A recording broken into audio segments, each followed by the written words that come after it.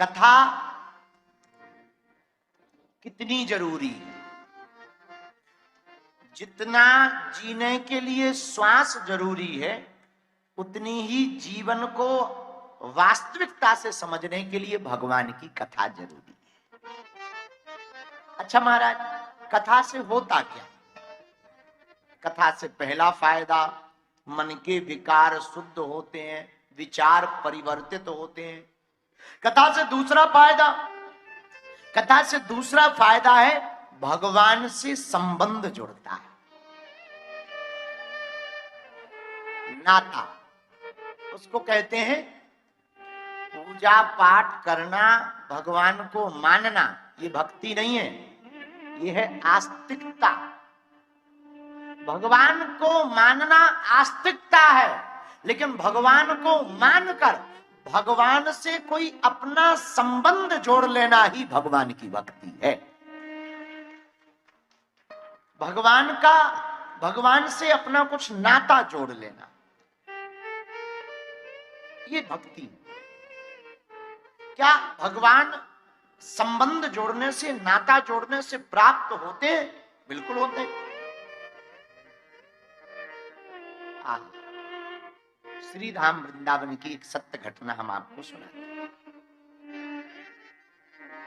वृंदावन के पास में एक गांव है माठ।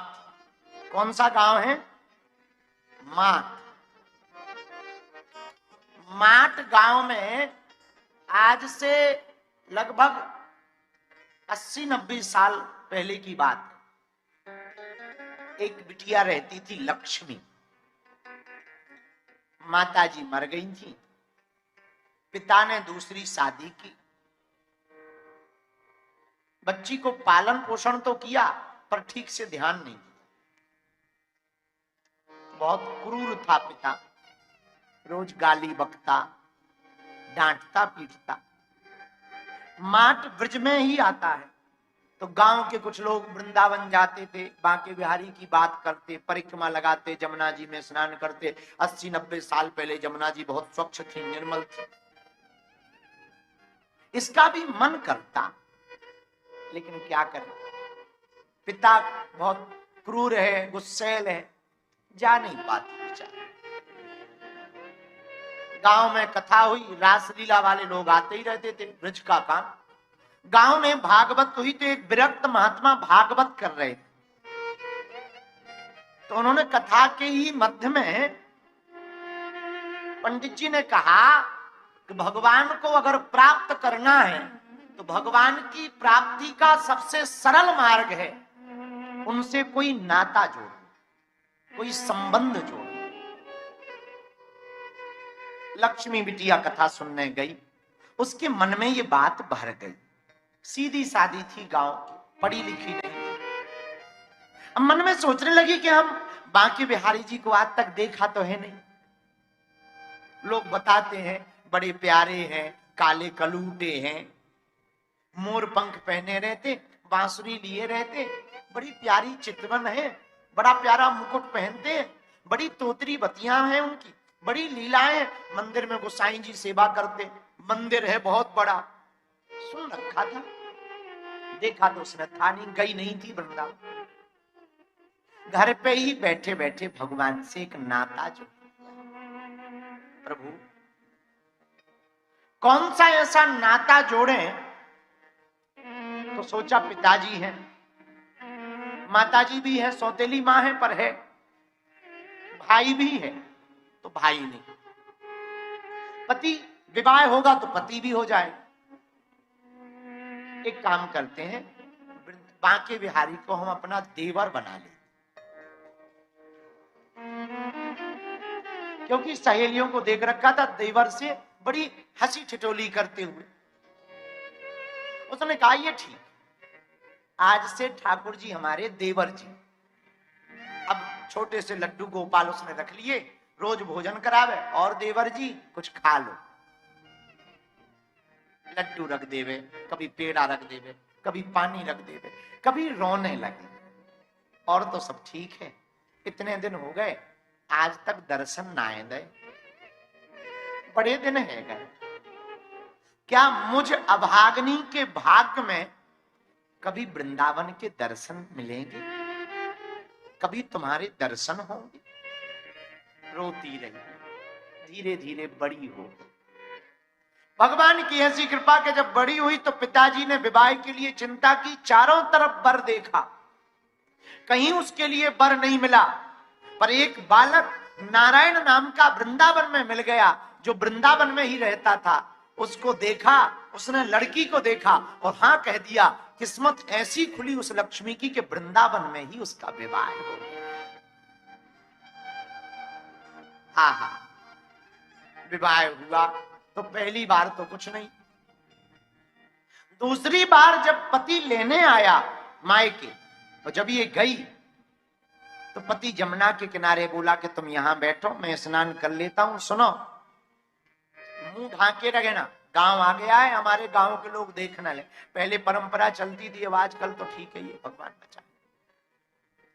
पहले परंपरा थी सिर ढक ले, देख नहीं पाते थे। अब आजकल तो जब से जब रील आ गई तो पूरे जमाने के, भगवान बचाए। जय बजरंगबली मां। मुंह ढक लेना, गांव का काम है, हमारी नाक मत कटवाना। सुनो, मुंह घूंघट मत उठाना। उसने बेचारी ने घूंघट डाल लिया, बैठ गए। सोचने लगी इस बार ठाकुर जी कृपा करेंगे, शायद दर्शन दे, इस बार मंदिर जाएं। अब तो ससुराल ही होगी वृंदावन, अब तो और बढ़िया रहा, अब तो सच में देवर जी लग रहे हैं। इतने में छोटा सा बच्चा आया।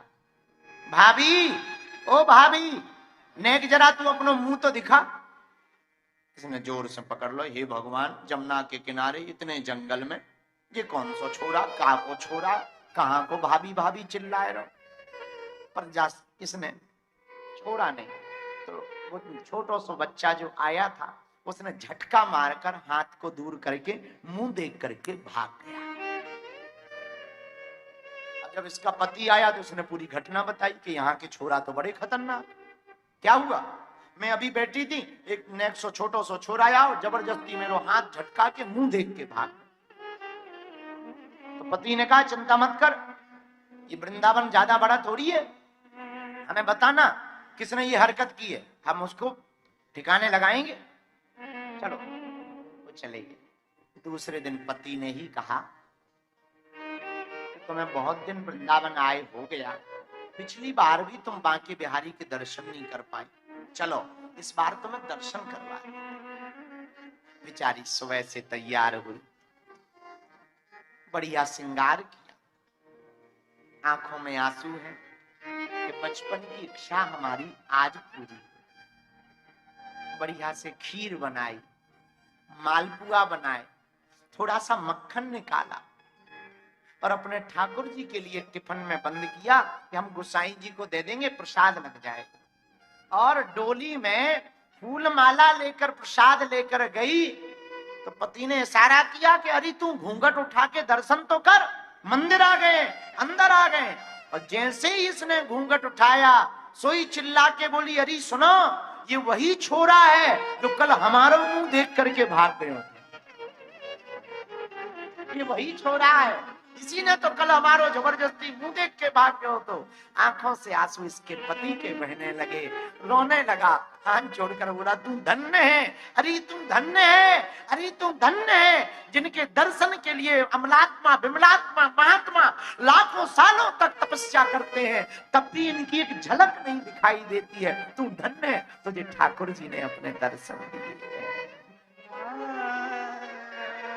तोहे मोहे नाते अनेक, मानिए जो भाव है। आपने पूछा हमसे कि क्या भगवान को प्राप्त करने का कोई सरल मार्ग है? मेरे प्रियजनों, भगवान को मानना आस्तिकता है, पर भगवान से अपना नाता जोड़ना भक्ति है। भक्ति का परिचय है, परमात्मा से कोई संबंध जोड़ो, भगवान से कोई अपना घनिष्ठ, और जोड़ो मत, उसे मानो। भगवान तो कहते तुम्हारे पास सभी नाते हो, जो तुम्हें भाव है सो हम बनने को तैयार। तब तो हम लोग स्तुति में गाते तुम्हें वो माता च पिता तुम्हें तुम्हें वो बंधु सखा। हम लोग भगवान से स्तुति गाते, तुम हमारे सब कुछ हो, मेरे आत्मा करेरा में रहने वाले प्रियजनों, हम प्रार्थना करेंगे भगवान को तुम मानते। ये महत्वपूर्ण है। हमसे कोई पूछे कि आपका हनुमान जी से क्या नाता है, हमें तो उनमें अपना बाप दिखाई। हमने आज तक नहीं बोला, हम बहुत अपनी चीजों को बहुत कोशिश पर छिपा के रखते हैं, पर कभी भी जब हम इनके सामने जाते हैं, बागेश्वर बालाजी के सामने जाते हैं, हमें कुछ याद नहीं रहता। हमें एक शब्द याद रहता, तुम बाप हम बेटा, अब तुम्हारा काम है हमारी जिंदगी को संभालना। मेरे प्रिय जनों, भगवान से नाता